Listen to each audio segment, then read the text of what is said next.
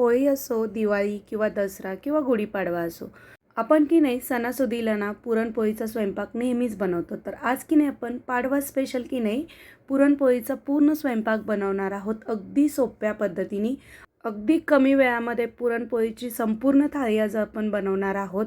पुरणपोळीचा स्वयंपाक करायचं म्हटलं ना की खूप वेळ जातो. अगदी कमी वेळामध्ये तुम्ही अशा पद्धतीने पुरणपोळीचा स्वयंपाक बनवू शकता. तर व्हिडिओ शेवटपर्यंत नक्की बघा, कुठे स्किप करू नका. तर सर्वात आधी की नाही इथे मी बघा 1 वाटी हरभऱ्याची डाळ घेतलेली आहे. वजनीप्रमाणेही सांगते मी तुम्हाला, 250 ग्रॅम म्हणजे पाव किलो ही हरभऱ्याची डाळ आहे. 1 वाटी डाळ घेतली तर त्यासाठी 3 वाटी पाणी मी गरम करायला ठेवलेलं आहे. त्यामध्ये थोडंसं तेल घातलेलं आहे आणि थोडीशी हळद पाण्यामध्ये. पाणी गरम झालं की स्वच्छ धुवून घेतलेली डाळ की नाही मी पाण्यामध्ये घातलेली आहे. आता की नाही आपल्याला ही डाळ शिजवून घ्यायची आहे. साधारण 3 ते 4 शिट्ट्यांमध्ये की नाही छान डाळ शिजल्या जाते. तर इथं आता मी डाळ शिजवून घेते. मीडियम गॅसवरती 3 शिट्ट्या काढून घेतलेल्या आहेत मी आणि 3 शिट्ट्यांमध्ये इथं डाळ खूप छान शिजलेली आहे. बघू शकता तुम्ही. पुरण गाळायची गाळण घेतलेली आहे. डाळ त्याच्यावरती काढून घेतली. डाळीतलं पूर्ण पाणी वेगळं केलेलं आहे आणि डाळ वेगळी केलेली आहे. आता आपण लगेच पुरण बनवायला घेऊयात. तर इथे एक कढई घेतलेली आहे. कढईमध्ये मी की नाही डाळ घातली आहे. ज्या वाटीने डाळ मोजून घेतली होती ना त्याच वाटीने मी गुळाचा वापर करत आहे. 1 वाटी डाळ होती ना तर 1 वाटी बारीक चिरून घेतलेला गुळाचा वापर केलेला आहे. तर मी गूळ इथं मी चिरून घेतलेला आहे. जर तुम्हाला थोडंसं गोड कमी जास्त हवं असेल ना तर तुम्ही गुळाचं प्रमाण थोडंसं कमी जास्त करू शकता. आता की नाही आपल्याला डाळ आणि गूळ छान असं मिक्स करून घ्यायचं आहे आणि मस्त परतून घ्यायचं आहे. गूळ बारीक चिरून घेतल्यामुळे गूळ पटकन वितळला जातो आणि पटकन आपलं की नाही पुरण तयार होतं. तर इथे बघा हे आपलं पुरण ड्राय झालेलं आहे. यामध्ये आता वेलची, जायफळ, बडीशोप आणि सुंठ याची मिक्सरला बारीक पावडर बनवून घेतली होती ती घालून घेतलेली आहे. चिमूटभर मीठ घालायचं आहे. खूप जास्त मिठाचा वापर करायचा नाही, अगदी चिमूटभर मीठ घालायचं आहे. आणि साधारण एक 10 ते 15 मिनटं हे मी पुरण परतून घेतलेलं आहे. बघू शकता तुम्ही. छान असं आपलं हे पुरण ड्राय झालेलं आहे. आता की नाही याला लगेच आपण वाटून घेऊयात. पुरणाची गाळण घेतलेली आहे. ग्लासच्या साहाय्याने अशा पद्धतीने मी पुरण बनवून घेते. तुमच्याकडे पुरण यंत्र असेल ना त्यांनी तुम्ही पुरण बनवू शकता किंवा मिक्सरच्या भांड्यामध्ये पुरण बारीक करून घेऊ शकता. इथे पुरण आपलं बनवून तयार झालेलं आहे. पुरण गरम असल्यामुळे की नाही पुरण आपल्याला पातळ वाटतं, पण ते पुरण थंड झालं ना छान असं घट्ट तयार होतं. त्यामुळं पुरण पातळ झाल्यानंतर टेन्शन घ्यायची गरज नाही आहे. आता आपण कणिक मळून घेऊयात. इथं मी गव्हाचं पीठ घेतलेलं आहे. पीठ चाळून घ्यायचं आहे. चवीनुसार मीठ घालायचं आहे आणि थोडीशी हळद घातलेली आहे आणि घट्टसर कणिक मळून घ्यायची आहे आपल्याला. साधारण 10 ते 12 पोळ्या होतील इतकं मी कणिक घेतलेली आहे. बघा इथे घट्टसर इथं कणिक मळून मी तयार केलेली आहे. बघा इथे आता की नाही एक पातेल्यामध्ये की नाही भरपूर असं पाणी घातलेलं आहे, थंड पाणी आपलं. आणि जी भिजवलेली कणिक आहे ना मळून घेतलेली ती पाण्यामध्ये घालून ठेवलेली आहे. साधारण एक अर्धा तास मी कणिक पाण्यामध्ये ठेवणार आहे. 15 ते 20 मिनटं तुम्ही ठेवलं तरी चालेल. आता कणिक आपली छान भिजते तोपर्यंत आपण आमटीची तयारी करूयात. इथं मी बारीक किसून घेतलेलं खोबरं घेतलेलं आहे थोडंसं. ते आपल्याला खोबरं भाजून घ्यायचं आहे. खोबरं भाजून झालं की यामध्ये कांदा मी भाजून घेते. एक कांदा मी बारीक कट करून घेतलेला आहे. लसूणही घेतलं आहे भरपूर असं सोलून. कांदा आणि लसूण की नाही आपल्याला भाजून घ्यायचं आहे. थोडंसं तेल घालून कांदा लसूण भाजून घेते मी दाखवलेल्या पद्धतीने जर तुम्ही स्वयंपाक बनवला ना अगदी 1 ते 1.5 तासामध्ये तुमचा पुरणपोळीचा स्वयंपाक तयार होईल. आणि हा जो मी स्वयंपाक बनवते ना तो साधारण एक 5 ते 6 लोक जेवण करतील इतका स्वयंपाक आहे. तर इथं कांदा लसूण मी भाजून घेतलेला आहे. खोबरं भाजून घेतलेलं आहे. भरपूर अशी कोथिंबीर घेतलेली आहे. आता की नाही आपल्याला हे सर्व बारीक करून घ्यायचं आहे. थोडंसं पाणी घालून की नाही मी मिक्सरला याची बारीक पेस्ट बनवून घेतलेली आहे. आता लगेच आपण कटाची आमटी करायला घेऊयात. गॅसवरती कढई ठेवलेली आहे. तेल घातलेलं आहे गरम होण्यासाठी. तेल गरम झालं की जिरे मोहरी घालायची. फोडणीला कढीपत्ता घातलेला आहे. तेल तुम्ही तुमच्या आवडीनुसार कमी जास्त घालू शकता. इथं मी तेलाचा वापर थोडासा जास्त केलेला आहे. आणि जे आपण कांदा लसूण आणि खोबऱ्याचं बारीक वाटण करून घेतलं होतं की नाही ते तेलामध्ये आपल्याला घालून छान असं परतून घ्यायचं आहे. तेल सुटेपर्यंत आपल्याला छान भाजून घ्यायचं आहे. हे अगदी सोप्या पद्धतीने ही कटाची आमटी तुम्ही करून बघा, खूप छान लागते. आमच्याकडे की नाही याला येळवणीची आमटी असंही म्हणतात, कुणी कटाची आमटी म्हणतं. कांदा खोबऱ्याचं वाटण आपलं छान भाजून तयार झालेलं आहे. आता यामध्ये मी काळा मसाला, हळद, धना पावडर, थोडंसं लाल तिखट, गरजेनुसार तुम्ही मसाल्याचा वापर करू शकता कमी जास्त. आता मसाले जे घातलेले आहेत ना तेही आपल्याला छान भाजून घ्यायचे आहेत. इथं आता मसाला आपला छान भाजून तयार झालेला आहे.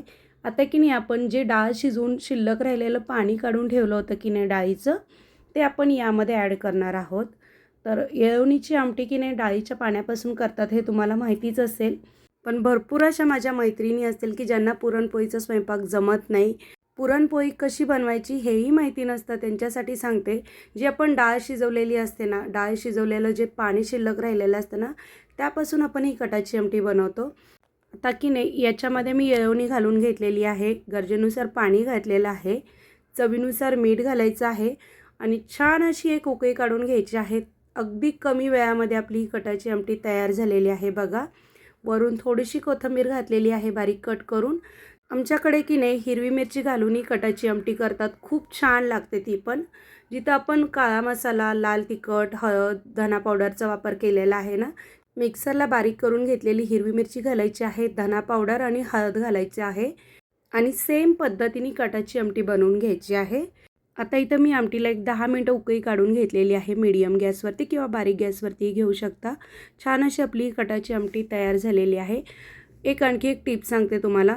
बऱ्याच जणांचं काय होतं, डाळ शिजवताना ना पाण्याचा वापर जरा कमी होतो आणि बिलकुल पाणी शिल्लक राहत नाही डाळ शिजवल्यानंतर. तर त्यावेळेस काय करायचं की आपली जी शिजवलेली डाळ आहे ना ती थोडीशी घ्यायची, 2-3 चमचे त्यामध्ये थोडंसं पाणी घालायचं आणि मिक्सरला बारीक करून घ्यायची आणि त्याची आमटी बनवायची. तर इथं आमटी तयार झालेली आहे. आता लगेच आपण भजे बनवून घेऊयात. तर त्यासाठी भरपूर असा उभा कट करून कांदा घेतलेला आहे मी, कढीपत्ता घेतला आहे, त्यानंतर भरपूर अशी कोथिंबीर घातलेली आहे बारीक कट करून. गरजेनुसार बेसन पिठाचा वापर करायचा आहे. 1 चमचा ओवा आणि 1 चमचा जिरे मी चोळून घेतलेला आहे हातावरती. जर तुम्हाला हिरवी मिरचीचा वापर करायचा असेल ना तर तुम्ही इथं हिरवी मिरची घालू शकता आणि गरजेनुसार लाल तिखट, हळद, धना पावडर आणि चवीनुसार मीठ घातलेलं आहे आणि गरजेनुसार पाणी घालून की नाही आपल्याला घट्टसर याचं पीठ मळून घ्यायचं आहे. तुम्ही तुमच्या आवडीनुसार भजे बनवू शकता. जर तुम्हाला कांद्याचे भजे नको असतील, कांदा न घालता तुम्ही भजे बनवू शकता. मी दाखवलेल्या पद्धतीने जर तुम्ही पुरणपोळीचा स्वयंपाक बनवला ना तर अगदी कमी वेळामध्ये आणि खूप टेस्टी असा तुमचा पुरणपोळीचा स्वयंपाक तयार होईल. आणि तुम्ही पहिल्यांदा जरी पुरणपोळी बनवत असाल ना तर पहिल्याच प्रयत्नामध्ये तुम्हाला परफेक्ट अशी पुरणपोळी जमेल. इथं आपलं भज्यांचं पीठ भिजवून तयार झालेलं आहे. याला की नाही आता एक 10 ते 15 मिनटं मी भिजत ठेवते असंच. आता की नाही तर आपण जी कणिक पाण्यामध्ये भिजत घातली होती ना ती आपली कणिक भिजून तयार झालेली आहे बघा. आता याला आपण बाहेर काढणार आहोत. एकदम मस्त अशी मऊसूत लोण्यासारखी आपली ही कणिक तयार झालेली आहे. बघू शकता तुम्ही. पुन्हा एकदा याला छान असं मी तिंबून घेते बघा. एकदम सॉफ्ट अशी कणिक तयार झालेली आहे.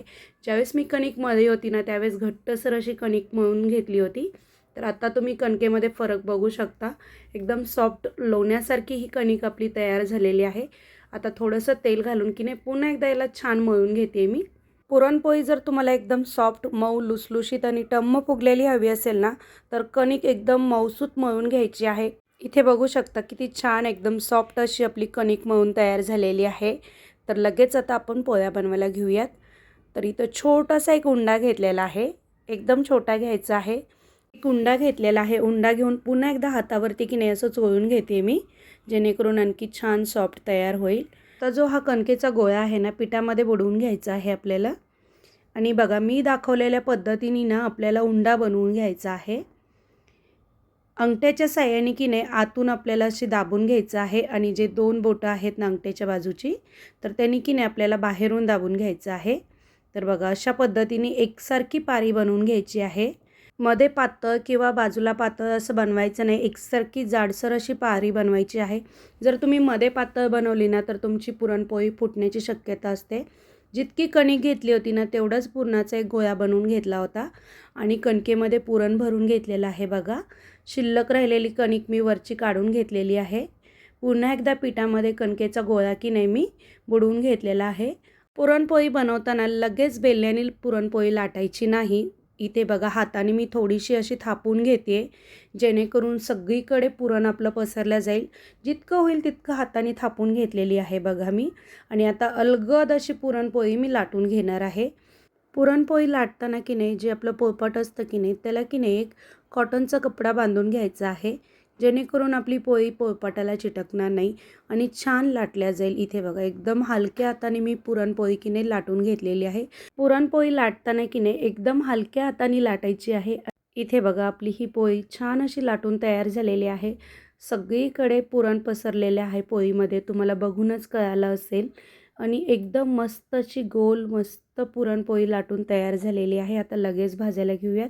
तवा मी आधीच गरम करायला ठेवलेला होता, तर तवा गरम झालेला आहे. पोळी लगेच भाजून घ्यायची आहे. पहिल्यांदा पुरणपोळी भाजताना की नाही लगेच उलटणं लावायचं नाही. पहिल्यांदा हाताने उलटून घ्यायची आहे आणि नंतर उलटण्याने. बघा किती छान अशी टम्म काठोकाठ फुगलेली ही पुरणपोळी आपली तयार झालेली आहे. तेल किंवा तूप तुमच्या आवडीनुसार तुम्ही लावू शकता. एकदम काठोकाठ टम्म फुगलेली आपली ही पुरणपोळी तयार झालेली आहे, बघू शकता तुम्ही. तर अशाच पद्धतीने सेम मी सगळ्या पुरणपोळ्या बनवलेल्या आहे. मी जे प्रमाण दिलं होतं की नाही त्यामध्ये माझ्या एक 13 ते 14 पुरणपोळ्या तयार झालेल्या आहेत. तर इथे बघा मस्त अशी आपली ही टम्म काठोकाठ फुगलेली पुरणपोळी तयार झालेली आहे. आता आपण लगेच भजे बनवायला घेऊयात. गॅसवरती कढई ठेवली होती आधीच, तेल गरम करायला ठेवलेलं होतं मी. आता की नाही लगेच भजे बनवून घेऊयात. तुम्ही जर माझ्या चॅनलला नवीन असाल, तुम्हाला माझी रेसिपी आवडत असेल, माझे व्हिडिओ आवडत असतील, तर प्लीज चॅनलला लाईक करा, शेअर करा आणि सबस्क्राईब नक्की करा. आणि हो, तुम्हाला पुढची रेसिपी कुठली बघायला आवडेल ते कमेंट करून तुम्ही मला नक्की सांगा. मी नक्कीच प्रयत्न करेल जी तुम्ही रेसिपी सांगाल ना ती मी बनवायचा. तर इथं बघा मी भजे बनवून घेते. भजे तळताना की नाही गॅस मीडियम ठेवायचा आहे, फुल किंवा बारीक ठेवायचं नाही. जर तुम्ही खूप बारीक गॅस ठेवला तर भजे तेलकट होतात आणि खूप फुल ठेवला ना भजे वरून वरून करपतात, आतून कच्चे राहतात. त्यामुळे मीडियम गॅसवरती आपल्याला भजे तळून घ्यायचे आहेत. तुम्ही ज्या पद्धतीने भजे बनवता ना त्या पद्धतीने तुम्ही भजे बनवू शकता.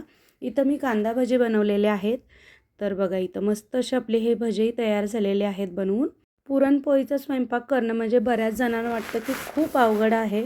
पण मी ज्यावेळेस स्वयंपाक करायला घेते ना अगदी 1 ते 1.5 तासामध्ये माझा पूर्ण पुरणपोळीचा स्वयंपाक तयार होतो. अगदी सोप्या आणि साध्या पद्धतीने. तर इथं मी भजे बनवून घेतलेले आहेत. त्याच कढईमध्ये लगेच कुरडई पापड तळून घेणार आहे मी. तर बघा इथं की नाही आपण कुरडई तळून घेतलेली आहे. छान असा आपला स्वयंपाक तयार झालेला आहे, पूर्ण पुरणपोळीचा स्वयंपाक. साधा पांढरा भात मी आधीच कुकरला लावून घेतला होता. कटाची आमटी तयार झालेली आहे. त्यानंतर मी इथं गुळवणी बनवलेली आहे. 2-3 वाटी पाणी आणि थोडंसं गूळ घालून की नाही गूळ पाण्यामध्ये वितळून घेतलेला आहे गरम करून आणि त्यामध्ये दूध घालून ना गुळवणी बनवून घेतलेली आहे. वरून तूप घातले. मस्त अशा पोळ्या बनवलेल्या आहेत. भजे, पापड असं मस्त असा आपला हा स्वयंपाक तयार झालेला आहे पुरणपोळीचा. तर मस्त असं आपली ही बघा पुरणपोळीची थाली तयार झालेली आहे. तर मस्त कटाची आमटी, भात, भजे, गुळवणी, पुरणपोळी, पापड, कुरडई, गुढीपाडवा स्पेशल पुरणपोळीची थाळी तयार झालेली आहे. एकदा नक्की बनवून बघा. पूर्ण व्हिडिओ पाहिल्याबद्दल धन्यवाद.